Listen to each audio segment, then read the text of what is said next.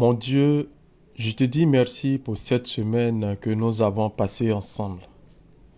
Tu as voulu que je la passe autrement en exhortant ton peuple. Tu as voulu passer par ma pauvre personne pour faire passer ton message à tes enfants. À travers mon néant, tu as fait passer ta voix par ton Esprit Saint pour parler au cœur de ta famille. Je te serai éternellement reconnaissant pour toute ma vie. Merci d'avoir fait reposer sur moi, malgré que je ne mérite pas, une partie de l'onction que tu as réservée, que tu as mise sur ton serviteur Makaye, pour que je puisse proclamer ta parole. Merci de continuer de l'éclairer encore et encore, afin de pouvoir guider ton peuple dans la droiture. Seigneur, que cette parole nourrisse l'âme de tes enfants. Permets que même les cœurs les plus endurcis soient tournés vers toi, car tu as la parole de la vie. Nous n'avons nulle part y aller. Tu es la lumière de ce monde. Éclaire nos chemins. Tu es le sel de ce monde. Donne de la saveur à nos vies. Éloigne de nous tout ce qui nous empêche de venir vers toi. Tu es le chemin, la vérité et la vie. Aide-nous à marcher à ta suite dans la vérité, afin d'avoir comme récompense la vie éternelle. Seigneur, sois glorifié pour le moment passé ensemble à enseigner tes élus. Je prie d'être encore beaucoup plus présent dans la vie de ceux que tu as désignés après moi pour continuer ton évangélisation sur nos différentes plateformes. Je sais que tu es présent et que tu m'as exaucé pour la gloire de ton Fils Jésus notre Seigneur. Amen. Bien-aimés, hier, nous avons essayé de répondre à la question: à quoi ressemblent les récompenses de la foi avec ses œuvres? Et nous avons pris comme texte de méditation Romains 4, les versets 4 et 5. Ce passage nous a révélé que celui qui fait des œuvres, son salaire n'est pas une grâce, mais il ressemble à une chose due. Ce qui veut dire que faire de bonnes œuvres par la foi oblige Dieu à te reverser un salaire. Et pour étayer notre affirmation, nous avons pris 3 exemples, à savoir, nous appuyons sur le livre de Matthieu à partir du verset 25, où le Christ disait: j'étais nu, et vous m'avez habillé, j'étais malade et vous m'avez visité, j'étais en prison et vous êtes venus me voir, ainsi de suite. Et même ceux à qui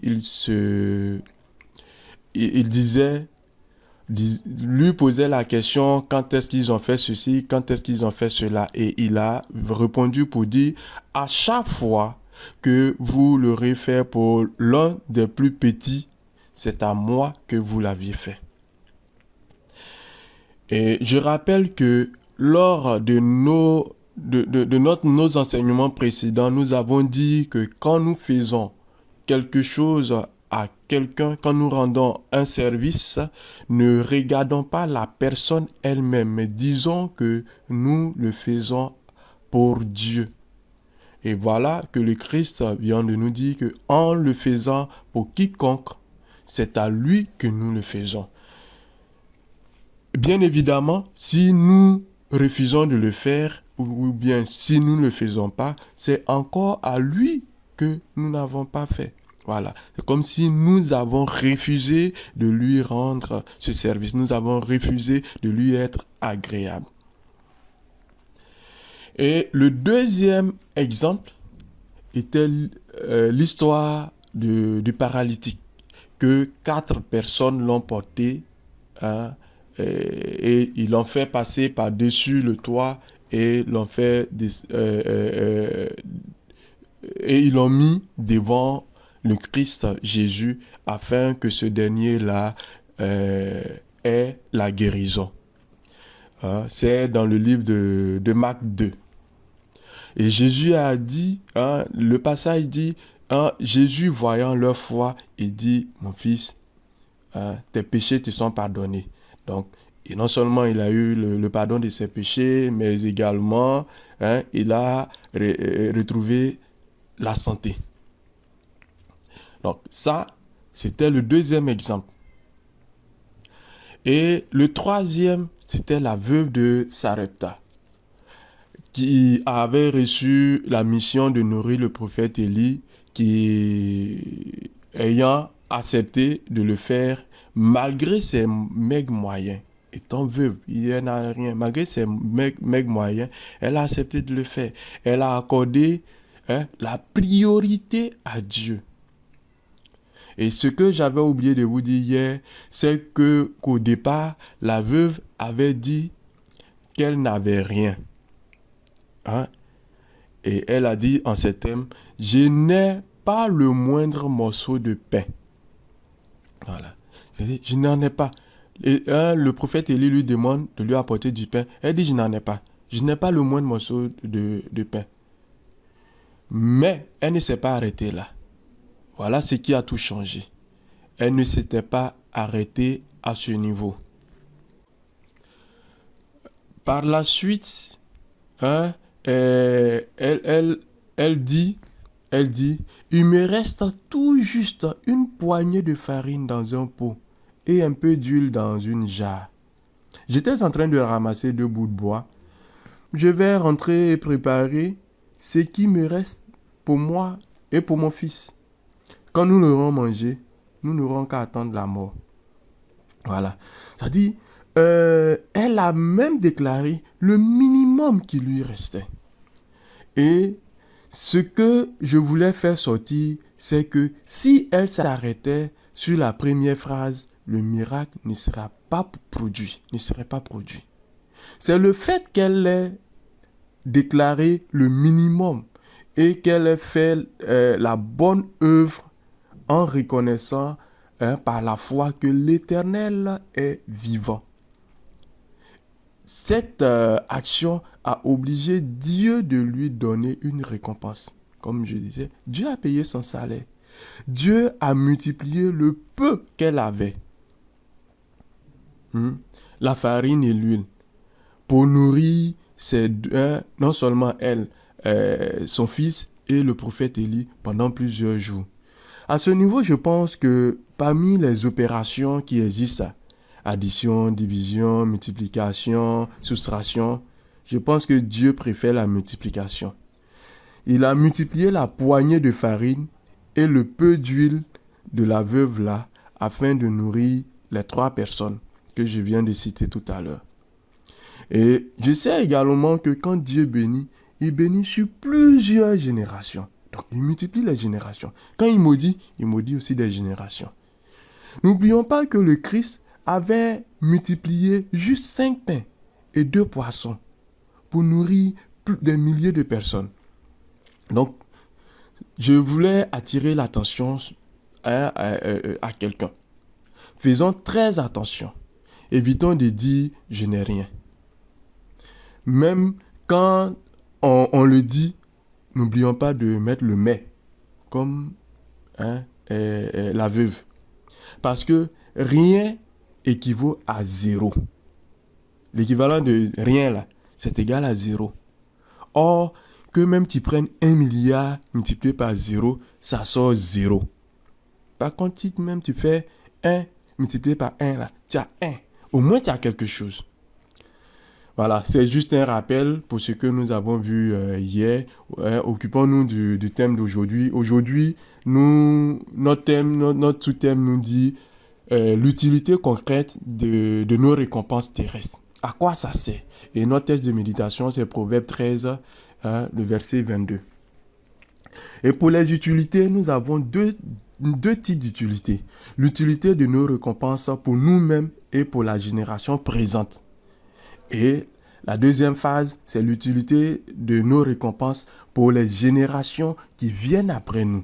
Donc non seulement on a nous-mêmes et ceux qui sont avec nous, mais il faut préparer également l'avenir de ceux qui seront après nous. Il faut dire quelque chose, je voulais attirer notre attention sur quelque chose. On a eu l'habitude de dire récompense, récompense, récompense, mais en réalité, étant sur terre, tout ce que nous recevons ici comme grâce, bénédiction, récompense n'est pas un salaire. C'est plutôt une provision pour notre mission sur la terre. C'est comme quelqu'un qui travaille dans une entreprise et qui part en mission. Donc, en allant, il a une prime de mission. Nous sommes tous en mission sur cette terre. Et Dieu, sachant que nous sommes en mission, nous avons besoin de quoi à subvenir à nos besoins. Donc Dieu nous envoie des primes de mission. Donc étant sur la terre, tout ce que nous recevons, comme salaire, richesse et autres, ce sont des primes de mission. Et ces primes de mission-là sont destinées à investir. Nous devons les investir pour fructifier notre mission. Mais comment et où investir ce que nous recevons comme provision? Lisons le livre de 1 Pierre 4, le verset 10. Je lis la parole de Dieu. Il dit, « Comme de bons dispensateurs de diverses grâces de Dieu, que chacun de vous mette au service des autres le don qu'il a reçu. » Voilà. Donc, comment investir? C'est en nous mettant au service des uns et des autres. Où l'investir, c'est de l'investir dans la vie de nos frères et de nos sœurs. On investit en eux. Parce que la grâce, les talents que nous avons reçus, c'est pas à nous seuls, mais également c'est à eux. Les richesses que Dieu nous donne n'est pas à nous seuls, comme je disais. Elle est juste terrestre et périssable. La meilleure et la bonne richesse est celle que nous amassons dans le ciel en faisant de bonnes œuvres sur la terre. Ce que nous avons ici-bas n'est que la prime de mission. Le salaire nous est versé au ciel, là où il y a la vie véritable. Nous dit 1 Timothée 6, les versets 17 jusqu'au verset 19. Le passage nous dit « Recommande aux riches du présent siècle de ne pas être orgueilleux et de ne pas mettre leur espérance dans des richesses incertaines, mais de la mettre en Dieu qui nous donne avec abondance, toutes choses pour que nous en jouissons. » Le verset 18, « Recommande-leur de faire du bien, d'être riches en bonnes œuvres, d'avoir de la libéralité, de la générosité et de s'amasser ainsi pour l'avenir un trésor placé sur un fondement solide afin de saisir la vie véritable. » Amen. Avoir de la libéralité, c'est être généreux. Donner sans contrepartie. Tu donnes sans rien attendre en retour. Ici, c'est que c'est Dieu attend de nous. Voilà ce que Dieu attend de nous. Et c'est pourquoi il a formé pour nous des projets de paix. Nous dit Jérémie 29, verset 11. Il dit, « Car je connais les projets que j'ai formés sur vous, dit l'Éternel, projets de paix et non de malheur, afin de vous donner un avenir et de l'espérance. » Concrètement, cela veut dire qu'il faut être engagé à travailler pour notre propre croissance spirituelle, avoir de la richesse spirituelle. Et il faut que cette richesse ça soit fructifiée. Hein? Nous devons fructifier nos dons, nos talents, en prenant part aux activités communautaires, en prenant part aux activités de nos familles, de nos pays, de nos régions. Nous ne devons pas être en marge de la société. Il faudrait que nous mettons nos dons, nos talents au service des autres. Il faut participer à des temps d'évangélisation pour gagner des âmes. Ça aussi, c'est une action de bonne œuvre. Partager par exemple les enseignements que nous faisons ici autour de nous pour toucher le maximum de personnes avec l'évangile. Nous devons entreprendre aussi dans des activités qui glorifient le Seigneur afin de donner du travail et du salaire aux autres. Hein? Fais du bien avec notre richesse. Tu as de l'argent. Tu crées des entreprises. Il y a des gens qui cherchent du boulot. Tu crées des entreprises. Tu vas les employer. Tu vas leur donner un salaire. En leur donnant un salaire, tu nourris non seulement celui que tu as employé, mais tu nourris encore d'autres familles. Donc tu fais de bonnes œuvres. Ah, et ça, Dieu va te reverser. Il sera obligé de te payer, comme nous l'avons déjà dit un peu plus haut. Ah, nous devons également nous impliquer financièrement dans l'œuvre de Dieu, à travers nos dîmes, nos offrandes. Hein. Et concernant la dîme, j'avais donné l'image d'un enfant à qui on donne à manger et on lui demande donne-moi aussi. Le comportement ou la réaction de l'enfant implique un jugement. Voilà. Donc à chacun de nous, je laisse encore l'image de méditer là-dessus. Nous devons également assurer nos responsabilités dans le service du Seigneur. Dans n'importe quel service, que ce soit même un travail libéral, nous devons assumer notre responsabilité. Nous ne devons pas nous désengager, nous devons assumer notre responsabilité. Nous pouvons être même au service des uns et des autres, juste en écoutant l'autre, en lui donnant juste un petit conseil. Un seul petit conseil peut changer la vie de quelqu'un. Donc voilà des choses que nous pouvons faire, non seulement pour nous-mêmes, mais également pour la génération présente. Maintenant, nous allons passer à l'utilité de nos récompenses pour les générations qui viennent après nous. Voilà. On a parlé de nous et de ceux qui sont avec nous. Maintenant, qu'est-ce que nous réservons à ceux qui viendront après nous? Le livre de Proverbes 13, verset 22, nous dit que l'homme de bien a pour héritier les enfants de ses enfants. Mais les richesses du pécheur sont réservées pour le juste. L'homme de bien a pour héritier les enfants de ses enfants, mais les richesses du pécheur sont réservées pour le juste. Je ne sais pas si on a bien compris. Bon, je vais dire quelque chose, certainement que ça peut choquer, mais je pense que c'est la pure vérité.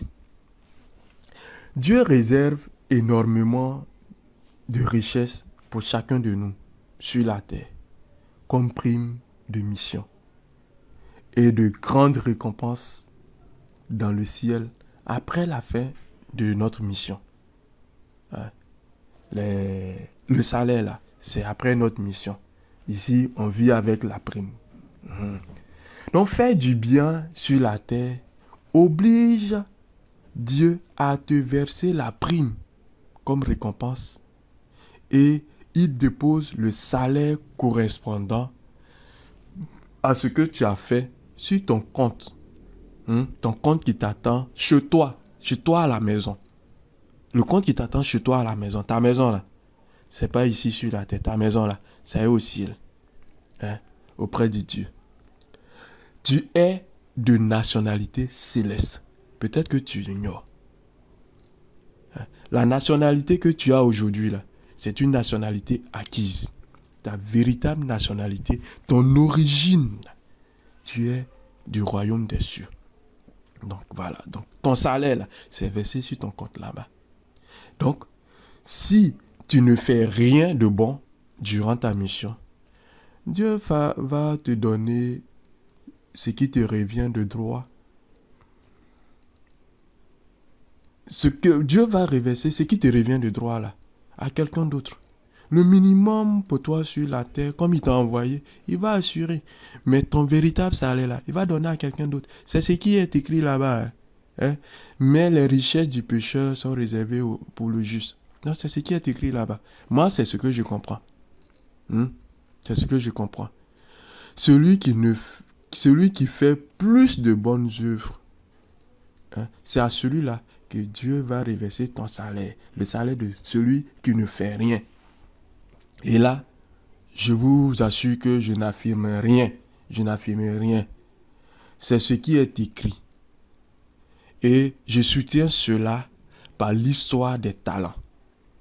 Le maître a retiré le talent de celui qui n'a rien produit, qui avait reçu un talent et puis l'a caché là. Le maître a retiré et il a donné à celui qui en avait plus. Celui qui avait 10 talents, il lui a donné. Donc mon frère, ma soeur, tu risques d'être déshérité si tu n'œuvres pas pendant ta mission sur la terre. Tes œuvres doivent impacter ceux qui viendront après toi. Ça doit leur servir d'exemple, comme base, comme sous-battement. Ils doivent continuer de bâtir la maison de Dieu à partir de là où tu l'aurais laissé.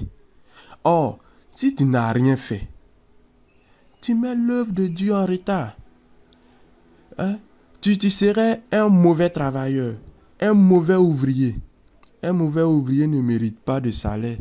Après plusieurs avertissements et de mise à pied, qu'est-ce qu'on fait? On le vire. Or, quand Dieu vire son ex-employé, il se retrouve aux enfers. Donc, pour éviter d'être viré, 1 Timothée 6, 18 à 19 nous recommande ceci. Il dit, recommande-leur de faire du bien, d'être riche en bonnes œuvres, d'avoir de la libéralité, de la générosité et de s'amasser ainsi pour l'avenir un trésor placé sur un fondement solide afin de saisir la vie véritable. Voilà ce que nous recommande. On l'a déjà lu, mais ici on met l'accent sur l'avenir. Voilà, on met l'accent sur l'avenir. Concrètement, qu'est-ce que cela veut dire? Cela veut dire qu'il faut être impliqué dans un projet divin qui sera profitable pendant des siècles. Comme par exemple le projet Vision Priorité à l'Évangile que Dieu est en train d'utiliser pour construire un avenir pour des générations présentes, non seulement pour des générations présentes parce que nous profitons, mais cela sera profitable pour ceux qui viendront après nous. La preuve, vous trouverez ces différents enseignements sur la toile, sur Facebook, sur YouTube, donc partout où les gens sont et peuvent en profiter et ça peut être là pour plusieurs années. Il faut aussi être engagé dans l'éducation spirituelle de nos enfants afin que les enfants de nos enfants en bénéficient. Tu dis tu es chrétien, ton enfant ne va pas à l'église, il fait des choses mauvaises et tu es là, tu regardes. Mais ce qu'il va apprendre aujourd'hui, c'est ce qu'il va donner à tes petits-enfants demain. Il ne pourra rien d'autre produire que ce qu'il a reçu. C'est ce qu'il a reçu, c'est ce qu'il peut donner. Donc, engageons-nous à l'éducation spirituelle de nos enfants pour pouvoir les canaliser. Il faut également bâtir de nos enfants en travaillant activement selon la foi de l'Évangile. Voilà. Ce que l'Évangile nous recommande. Essayons de faire ce que l'Évangile nous recommande pour préparer les générations à venir. Et pour terminer, nous devons être de véritables modèles à imiter pour nos jeunes frères dans le ministère. Nous savons tous que les enfants sont de véritables photocopieuses. Un enfant regarde ce que font ses parents et un bon matin, tu vas le voir, il est là, il est en train de faire ce que tu as l'habitude de faire. Donc, si tu fais de bonnes choses, l'enfant va faire de bonnes choses. Si tu fais de mauvaises choses, l'enfant va copier. Donc, nous devons être de véritables modèles pour nos différents enfants. Alors, mes frères et mes sœurs, nous allons nous arrêter là. J'ai été vraiment très heureux de partager cette semaine avec vous. J'ai pris que l'Éternel Dieu vous bénisse et que tout ce que nous avons dit ici puisse changer les cœurs, puisse amener les enfants de Dieu sur le droit chemin. Je vous invite à rester connectés car dès la semaine prochaine, vous aurez le frère Ngetia qui va encore continuer dans cet enseignement à travers d'autres sous-thèmes. Sur ce, je vous souhaite de passer une très bonne journée, un très bon mois, très bon week-end et que Dieu continue de vous bénir et qu'il bénisse vos enfants et les enfants de vos enfants. Pour la gloire de notre Seigneur Jésus-Christ. Amen.